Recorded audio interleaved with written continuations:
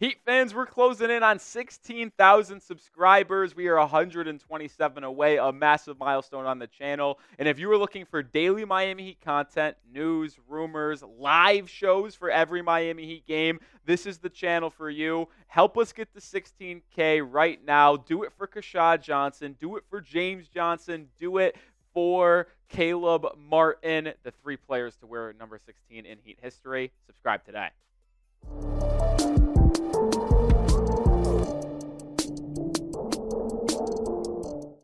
All right, Terry Rozier trade ideas. That is the main focus of today's show. I am Nic Rohloff. This is the Heat Report by Chat Sports because there is a lot of buzz surrounding if the Heat should trade Terry, and they absolutely should. And we'll get into some trade ideas. But first, there's really no point to show any other graphic other than this one in terms of if the Heat should trade Rozier. Because when you talk about what he's getting paid and you talk about what he's actually providing you on the court, they just don't line up. I mean, a point guard shooting 40% from the field is atrocious. He's only giving you 11.7 points a night, and he's not playing any defense at all either. He has been a disappointment. He has been a bad investment from Pat Riley and the Miami Heat. Like, if you're trading for a score-first guard like Terry, you need him to be playing at his best. And when you traded for Rozier from Charlotte, he was playing at his best. He was averaging 23 a game for the Hornets, shooting 45% from the field, 37% from 3. And he just simply has never really found his comfort, never found his footing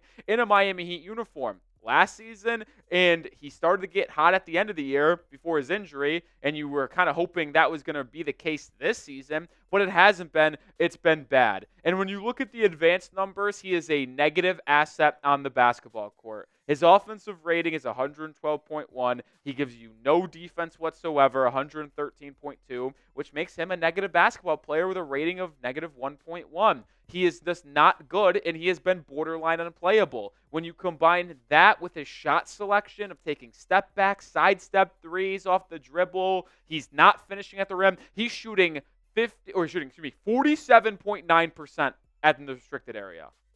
47.9%. League average is 59.4%. How is it that bad? And we mentioned the contract details. That's where it really gets ugly. $24.9 million this season, all guaranteed. Next year's contract, all guaranteed, $26.6 million before he's a free agent in 26-27. You're paying someone $25 million to be dog shit and to give you absolutely nothing. You can't play winning basketball when you are allotting this much money to a player that is giving you nothing. It's a legit issue.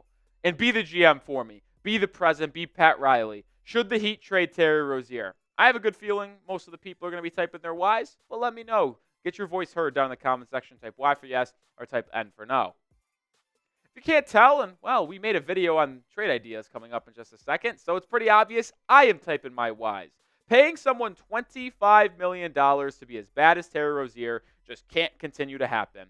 Like, if you are going to have someone making that money, giving you as little as he is, at least let it be an expiring contract that comes off the books so you can use that money in free agency during the offseason. I don't want to be on the hook for $26.6 million for Rozier next year, and I doubt that the Heat will be because if he remains on the roster through the trade deadline, they'll probably try to flip that expiring contract in the offseason in a trade as well. But if they do it during the season, what could it look like? I got 3 ideas. Let's start with the first one.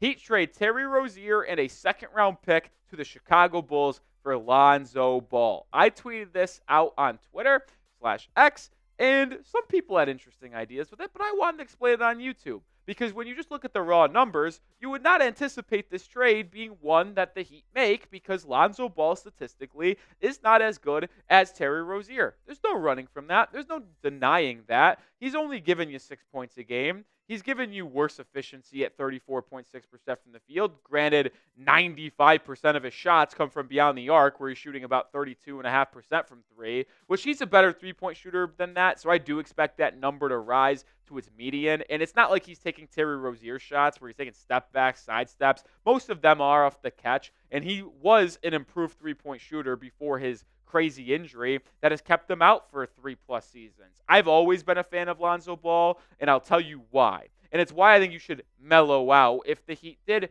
trade for Lonzo Ball. despite the injury scares. I think Lonzo's the perfect point guard in Miami, which is why I would be Melo if this trade actually occurred. Shout out to Melo Seltzer. If you want more information on Melo, hit me up on social media, Nic_Rohloff. One of my new favorite drinks. Keeps me nice and mellow during Heat games on the weekends when we're not doing live shows. But the reason why I think Lonzo is a perfect point guard in Miami is because, one, he's got excellent size, 6'6". Two, he's a elite point of attack defender. Like, he can absolutely defend the top tier and top echelon guards in the NBA. He normally is a good catch and shoot three-pointer, and he is an expiring contract. Like, I mentioned what I would rather have in Terry in terms of an expiring contract. Well, Lonzo's $20 million salary comes off the books. So if you traded for him and he didn't showcase anything good and you wanted to let him go after the season and free agency, well, you can, and you could free up $20 million in your cap situation rather than having $26 million allotted to Terry Rozier next year. So it makes a lot of sense. But granted, if you make this trade and Lonzo Ball is really good and you want to keep him around, well, you can because you have his bird rights and you could sign him to a contract. So I actually like this move. I'm just not sure if Chicago actually does it. It's reported that they are looking to move off of Lonzo Ball in exchange for multiple second-round picks. Would they take one more year in Rozier and only one second-round pick for Lonzo Ball? I'm not sure. Our Bulls Report host, Patrick Seatman, said he would take that trade, but I'm not so sure if the Bulls front office actually would. But I would do it in a heartbeat if it was on the table. Let's move over to trade idea number 2. This one is a much more of a blockbuster, if you will. A trade with the Nets, where the Heat get Cameron Johnson and Day'Ron Sharpe from Brooklyn in exchange for Terry Rozier, Jaime Jaquez Jr., and 2 second-round picks. And we'll explain why I'm willing to put Jaquez in this deal, but it really mostly starts with Cam Johnson and how I think he is the perfect for Erik Spoelstra. We talk a lot about here at the channel and as a fanship that the Heat need to add a true center to move Bam Adebayo to the 4 and find someone that Bam can play with in the front court. Well, we also know that Erik Spoelstra likes playing small ball, likes playing a Haywood Highsmith at the 4, a Jimmy Butler at the 4, a Jaime Jaquez Jr., Nikola Jovic at the 4, and let Bam play the 5. Well, Cam Johnson would be the perfect small ball 4 for Spoelstra. He's 6'8", so he's actually taller and bigger than Haywood Highsmith, who is your current starting 4, and he is a 10 times better player than Highsmith. And it's the reason why he's making $22 million per season. He's having a career year in Brooklyn, and he's a lights-out shooter. He is a sniper, 43.3% from beyond the arc. He is also an improved scorer inside the arc as well. You get him as your 4th option offensively behind Jimmy, Bam, and Tyler, and now you're talking about a core 4 that could really do some damage in the Eastern Conference. And granted, you're not even getting that much of a downgrade defensively if you play him over Haywood Highsmith. I think Haywood's a better defender, but Cam Johnson is no slouch. He can defend, and if you're just specifically looking at swapping his and Rozier's contract, well, Cam Johnson's more efficient offensively, he's better offensively, and he's a better defender and rebounder than Rozier. To me, that would be a home run. And you do think, or at least I think, you would have to include Jaime Jaquez Jr. because Rozier and 2 first-round picks are not getting it done for Cam. It's reported that Cam Johnson could fetch multiple first-round picks or a young player in a first-round pick, which is why I'd have to put Jaime Jaquez Jr. in this deal. You get a matching salary in Rozier, you get a young player in Jaime Jaquez Jr., plus 2 second-round picks. But the Heat also get an expiring contract at center in Day'Ron Sharpe in this potential deal. He is only playing 5 games this year. He missed the beginning of the season. He's playing the last 5 games for Brooklyn. And I've always had an affinity for Day'Ron Sharpe. I thought he would be a good backup center in Miami last year at the trade deadline. Why not spin the block on Sharpe? Only a 1-year deal. Why not take the chance? He can rebound. He didn't play a lot of minutes in the 5 games, which is why his rebounds per game is a little bit down. But I think he's a good backup center. And if you're not going to play Kel'el Ware, I'm kind of sick of old man Kevin Love. So why not make this move and get Day'Ron Sharpe? But I know a lot of people in the comments section might be like, you're giving up on Jaime Jaquez Jr. too soon. You shouldn't be trading Jaime after how good of a rookie year he had. I know. I made a video about it a couple days ago about how bad he's been this season.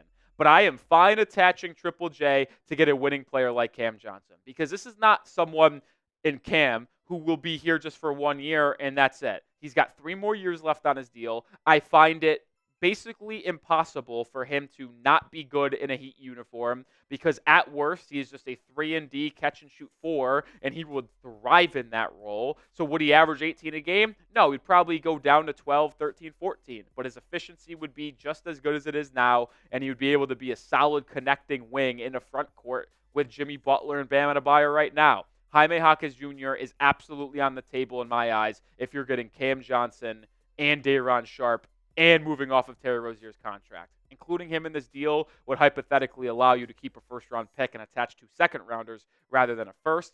I don't even know if Brooklyn would do it, but I would be willing to pull the trigger on that trade.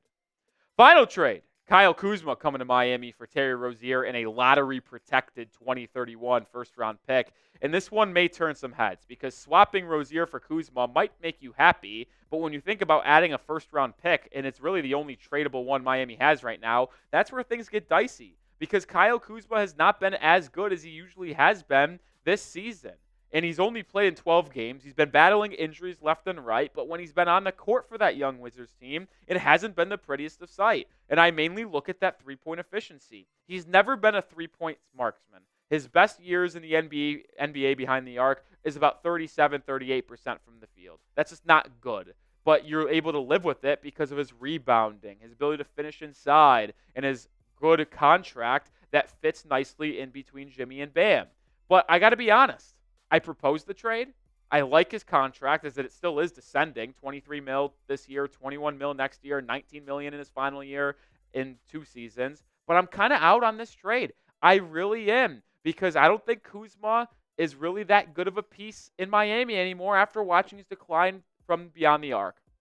It just doesn't make sense, in my opinion, to make this deal. Plus, when you really think of it from a macro perspective, if you traded Rozier and a first to the Wizards to get Kyle Kuzma, that means if you take it back to last year's deadline, you're trading 2 first-round picks and Kyle Lowry for Kyle Kuzma.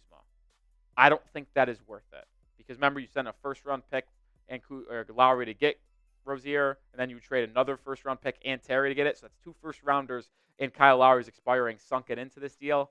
Kind of out on that. We went through 3 trade ideas on today's video. Which trade do you prefer? Let me know 1, 2, or 3 down in the comments section. The third one is Kuzma, second one is Cam Johnson, and the first one is Lonzo Ball. Let me know your thoughts on which trade you prefer down below. I'll be honest, I think I'm out on number 3, but if 1 happened with Lonzo Ball, if 2 happened with Cam Johnson, I'd love either one of them because I'd love to get Lonzo Ball in a Heat uniform and see how he reacts with Heat culture and if the Heat could have a long-term answer there because he would fit perfectly as a starting point guard next to Tyler Hero, defensively, offensively, the way he facilitates. Or if you get Cam Johnson to slot him in there at the number 4 spot on a pretty solid contract, making the same or a little bit less than Terry Rozier right now, I think I would love that. So if one of those 2 went down, I'd be through the roof. And if any trade goes down, we'll have you covered. So make sure you are subscribed to the channel. Let's get to 16K ASAP because that's a pretty big milestone for the channel. I'll see you tomorrow in another video. Go Heat.